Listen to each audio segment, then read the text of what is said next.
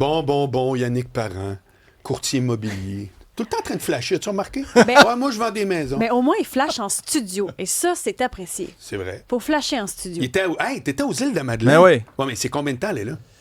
Moi, je le fais en avion, là, la plupart du temps. Fait que en avion, c'est une vraie joke. Là.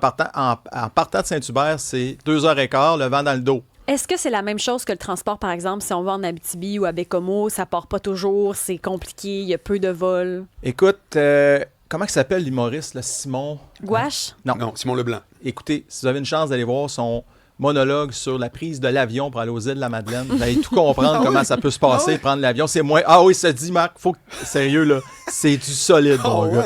Ouais, quand tu parles du mécanicien qui s'appelle le gars, parce qu'il y a plusieurs tâches, il tond le gazon, il répare Non, mais écoute, je vais faire attention parce que sérieusement, ça se passe très bien, le transport vers les îles. Les pilotes sont super bons, mais oui, c'est artisanal. C'est artisanal, c'est des petits avions, fait qu'écoute, c'est quand même quelque chose. Mais que ce soit artisanal, c'est pas grave, faut que ça parte, parce que souvent, il y a des enjeux, là. Genre, on entend souvent pour le transport régional. Oui, absolument. Il y en a. Il y a des. Puis beaucoup de. Moi, j'invite les gens à vérifier. On le fait tout le temps, là, mais vérifier l'horaire des vols, tout ça, souvent, dépendant de la température, les vents, tout ce qui se passe dans ce secteur-là, ça peut être retardé. Là, surtout que les gens vont à chaque week-end aux îles de la Madeleine. Fait que moi, c'est un sujet d'actualité. Moi, je vais beaucoup pour le travail, comme je vous disais. Mais pourquoi? Comment ça se fait que tu as des propriétés à vendre aux îles de la Madeleine? Ben, écoute, pour faire une longue histoire courte, comme disait mon voisin aux îles de la Madeleine. Yannick, je vais te faire une longue histoire courte. Dans le fond, il y a 7 ans de ça, nous, on est allé pour la première fois aux îles de la Madeleine. Puis tu sais, tu sors pas le courtier immobilier du gars pendant 2 semaines.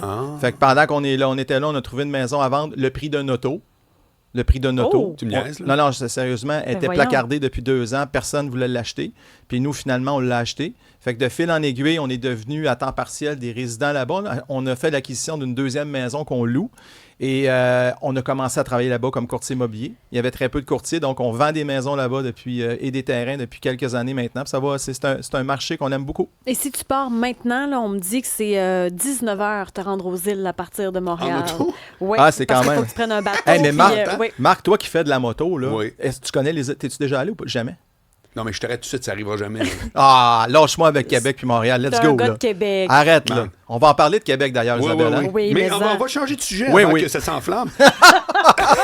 Oui, on a connu ça avec Francis, nous autres, Isabelle. Mais là, on est plus calme. On achète une propriété au bord de l'eau. Écoutez-moi. OK. C'est moi l'animateur. OK.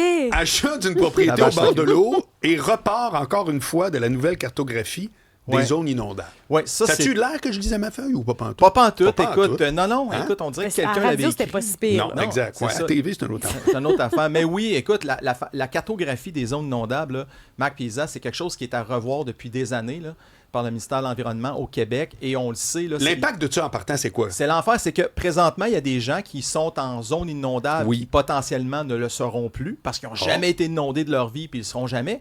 Et il y en a d'autres qui ne le sont pas et qui le seront et pour lesquels l'assurance, la valeur de la propriété... c'est la valeur aussi. Bien sûr. Oui, bien entendu, donc, c'est raison. Pour les acheteurs, les vendeurs, en ce moment, c'est une situation qui est insoutenable. C'est insoutenable. Et permettez-moi de vous dire aujourd'hui, je trouve que c'est un grand manque de respect. Bien sûr. Et c'est un grand manque de rigueur de reporter ça encore. C'était prévu pour le 1er août 2026. On reporte ça. Il n'y a pas vraiment de délai. On parle minimalement d'un autre 6 mois, 1 an. Et pendant ce temps-là, il y a des gens qui sont dans des processus d'achat, de vente ou qui sont ses nerfs, disons-le, depuis des mois. Tu ne peux pas acheter ça à l'aveuglette. Non, exactement. C'est pas juste genre l'évier coule. C'est ça. C'est la valeur même de la propriété. Oui, et là, tu te poses la question, pourquoi, après plusieurs années, alors que ces cartes-là datent pour la plupart de 20 à 40 ans, pourquoi on est encore à ce point-là d'attendre? Est-ce que ça se peut que c'est parce qu'il y a une campagne électorale qui s'en vient? On dirait quasiment, Isabelle, que tu es au courant, toi, du secret des...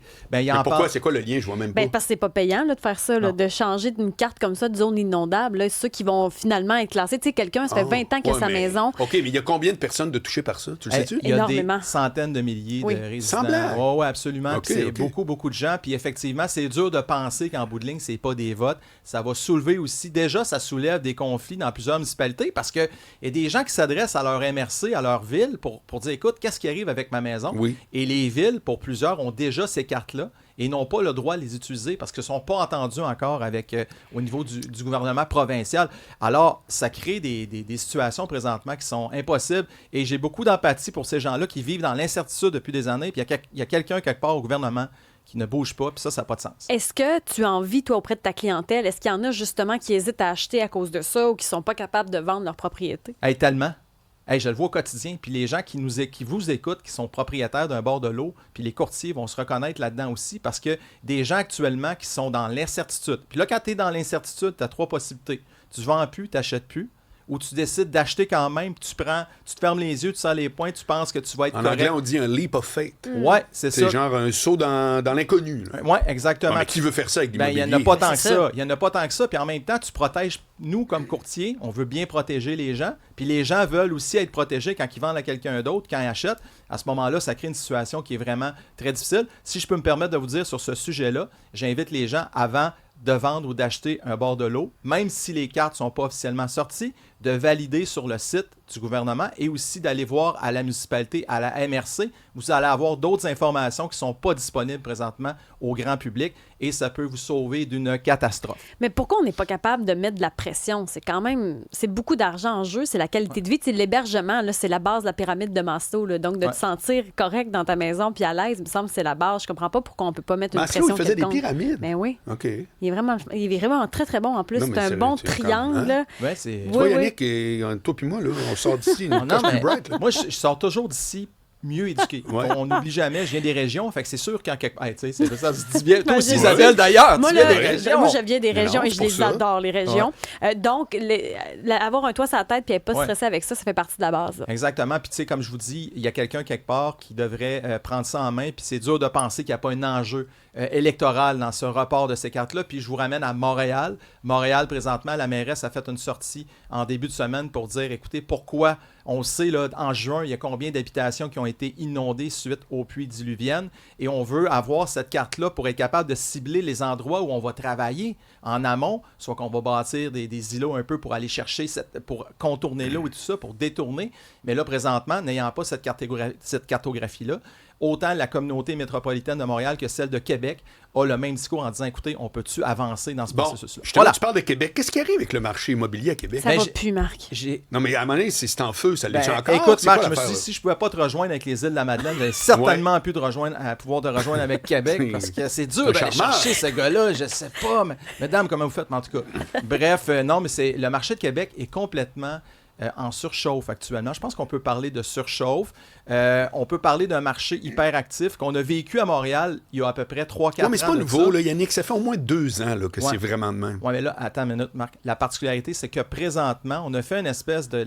La SCHL, là, la Société canadienne d'hypothèque et du logement du Québec, a fait une espèce de prévision en disant si on arrêtait d'afficher des nouvelles inscriptions sur le marché, combien de temps ça prendrait pour vendre tout ce qu'il y a en place? Autant les condos, les maisons et tout ça. Et écoute, en 60 jours, il n'y aurait plus rien sur le marché à Québec actuellement.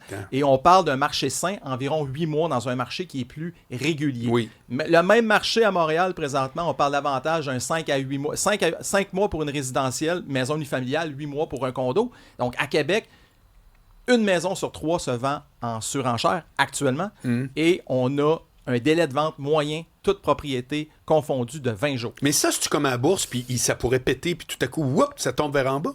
Bien, ça va être difficile. Moi, là, les gens vont dire « Ah, les courtiers immobiliers, il ne dira jamais que ça va péter. » Non, je peux dire que ça va péter, mais moi, ce que je pense qu'il va arriver, c'est qu'à un moment donné, c'est que s'il n'y a pas plus d'inscriptions sur le marché, le danger à ça, puis ça, c'est répertorié, c'est qu'il peut y avoir effectivement des spéculateurs ou des gens qui vont décider d'acheter des propriétés à outrance dans le seul but de les revendre et de faire de l'argent. Et là, il y a un danger. Qu'est-ce qui explique cette explosion-là en ce moment à Québec? On a souvent parlé de Trois-Rivières, mais pourquoi Québec? C'est pas clair. C'est un marché où il y a une rareté extrême au niveau de la propriété. Malgré le fait qu'il y a plus d'inscriptions un peu qu'il y en avait, mettons, l'année passée, au même moment de l'année, historiquement, on est dans une période où il y a à peu près 5 fois moins de propriétés. Regardez, il y a, disons, actuellement 2000 propriétés sur le marché. Si on recule de 4-5 ans, on était plus aux alentours de 8000 propriétés sur le marché en vigueur. Pourtant... Fait qu'il y a une rareté. Fait qui dit rareté dit plus d'acheteurs pour un produit convoité, qui est très rare. Alors, il semble qu'il ne fait que pousser des tours à condos. Il semble qu'on voit rien que Québec, ça, des nouvelles tours à condos, des nouveaux quartiers. Même là, dans le secteur de Sillery, encore un nouveau quartier. C'est pas des condos, c'est des maisons de ville, mais quand même encore un nouveau quartier. Oui, mais les maisons de ville, c'est un à la fois. Là. Pour dire que tu construis, c'est une tour. Des tours à Québec, il y en a une nouvelle, que je la connais d'ailleurs, c'est le Sir Wilfrid Laurier, SWL. Ouais. Bon, mais il n'y en a pas 1000, là. Elle est à côté d'une que ça fait au moins 7-8 ans qu'elle a monté, la Jules Dallaire. Ouais.